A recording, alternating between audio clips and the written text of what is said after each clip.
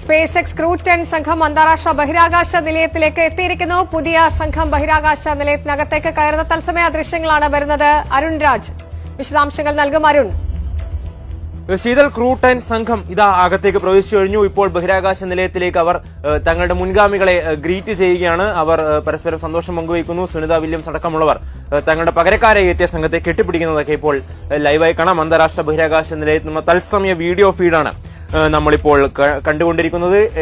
ഇനി ചുമതല കൈമാറ്റമാണ്. ചുമതല കൈമാറ്റത്തിന്റെ ഭാഗമായ ചില രസകരമായ നിമിഷങ്ങൾ നമുക്ക് അടുത്ത നിമിഷം കാണാൻ പറ്റും. എന്തായാലും 4 പേരടങ്ങിയ ക്രൂ 10 സംഘം ഇപ്പോൾ ഇത് അന്താരാഷ്ട്ര ബഹിരാകാശ നിലയത്തിലേക്ക് പ്രവേശിച്ചു കഴിഞ്ഞിരിക്കുന്നു. നാസയുടെ ആൻ മെക്ലെയിൻ, നിക്കോൾ അയേഴ്സ് എന്നിവരും ജപ്പാന്റെ തക്കുയ ഒനീഷി, റഷ്യയുടെ കിറിൽ പെസ്കോവ് എന്നിവരാണ് ഡ്രാഗൺ എൻഡ്യൂറൻസ് പേടകത്തിൽ ഇപ്പോൾ അന്താരാഷ്ട്ര ബഹിരാകാശ നിലയത്തിലെത്തിയിരിക്കുന്നത്. അവർ കൺട്രോൾ സെന്ററുമായി ഇപ്പോൾ വേവ് ചെയ്യുന്നതൊക്കെ കാണാം. എന്തായാലും സംഘം എത്തിയിരിക്കുന്നു. ഇപ്പോൾ അന്താരാഷ്ട്ര ബഹിരാകാശ നിലയത്തിൽ 11 പേർ, റഷ്യയുടെ പേടകത്തിൽ ചെന്ന 3 പേർ, ക്രൂ 9 സംഘത്തിന്റെ ഭാഗമായ 4 പേർ, ക്രൂ 10 സംഘത്തിന്റെ ഭാഗമായ 4 പേർ, ഇപ്പോൾ 11 പേർ അന്താരാഷ്ട്ര ബഹിരാകാശ നിലയത്തിൽ നിൽക്കുന്നു. 19-ാം തീയതി സുനിത വില്യംസും സംഘം മടങ്ങുന്നതോടെ 7 പേർ എന്ന സ്റ്റാൻഡേർഡ് കണക്കിലേക്ക് അന്താരാഷ്ട്ര ബഹിരാകാശ സംഘം മാറും. ഇപ്പോൾ സാധാരണ എടുക്കുന്ന ഒരു ഗ്രൂപ്പ് ഫോട്ടോ എടുക്കുന്ന ഒരു പതിവുണ്ട്. പുതിയ സംഘം നിലയത്തിൽ എത്തിയ ഉടനെ തന്നെ ആ ഗ്രൂപ്പ് ഫോട്ടോ എടുക്കാൻ വേണ്ടിയുള്ള സെറ്റപ്പ് സാധ്യതകൾ അവരോട് തയ്യാറാക്കിയിരിക്കുകയാണ്. അവർ ആ ഗ്രൂപ്പ് ഫോട്ടോയ്ക്ക് വേണ്ടി പോസ്റ്റ് ചെയ്യുന്നതാണ് കാണുന്നത്. എന്തായാലും ഇനി മടക്കത്തിന് അധികം സമയം